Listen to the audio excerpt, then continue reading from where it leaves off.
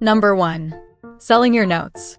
If you're a student that already likes making study notes, this is a perfect business opportunity for you because 95% of the work is already done.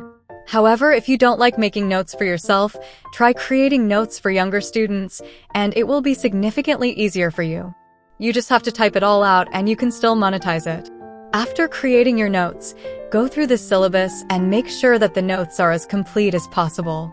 Sometimes when we create notes for personal use, we might skip a page or two that we think aren't important or we already understand, but another student might need that part, so you need to make sure that it's all complete. It's a little tedious, but you have to understand that the more complete your notes are, the higher the price you can sell it for. To make your notes, you can either type out every single word, or if you have good handwriting, you can write it out and take pictures of the notes, then convert them to PDF with a free app like Image to PDF. I'll leave a link in the description to the app. There's no watermark and no ads, and it's easy to use. You can also add signatures and passwords to your PDFs, which will ensure that no one will steal it and makes your notes look more professional. All you have to do after all this is upload your notes to Google Drive, and you can just share a private link to whoever pays for it. To promote your notes, you can tell some of your classmates that you have study notes to sell in person. You can also look up Facebook groups with students doing the subject your notes are about and advertise your notes there. This is probably one of the best ways to promote the notes because some groups can have hundreds of thousands of members, and those members are potential customers. For pages that don't allow you to sell something, you can message the admins privately and politely and explain that you're a student selling notes you made yourself as a way to support yourself financially in school. And ask if it would be possible for them to let you make just one selling post. Usually they'll agree to this, just be polite. Make sure that the notes are always updated to the current syllabus so you don't have angry students asking for refunds. If you're enjoying the video so far, please subscribe and like the video.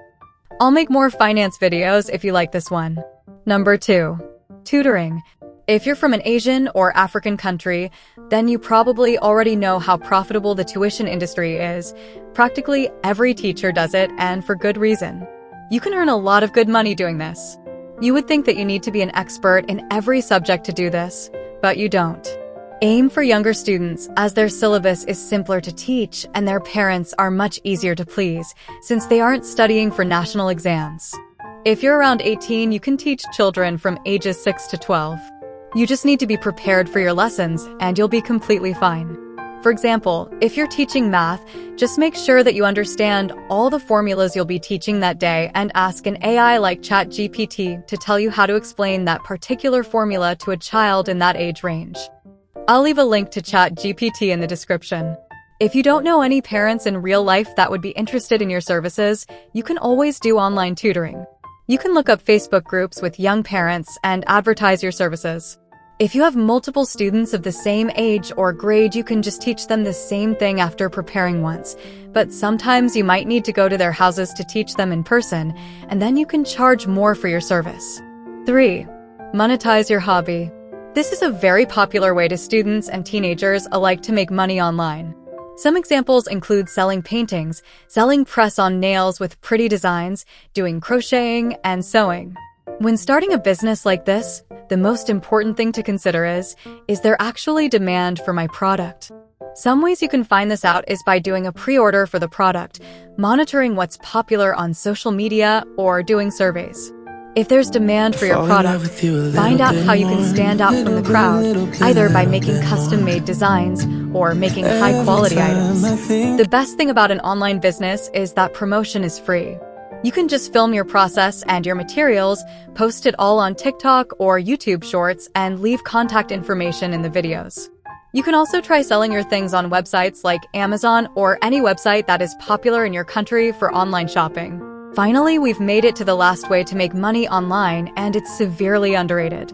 If you can speak 2 or more languages fluently, you can make good money online by translating things. You can promote your services on Facebook, Instagram, Fiverr, Upwork. Basically any online space with potential customers. Even if you're not completely fluent, you can use ChatGPT to look up the translation of phrases you aren't sure of. To make money from this, all you need is a smartphone or laptop to be accurate as possible and be polite to potential customers. And that's it for a few ways you can make money online as a teenager.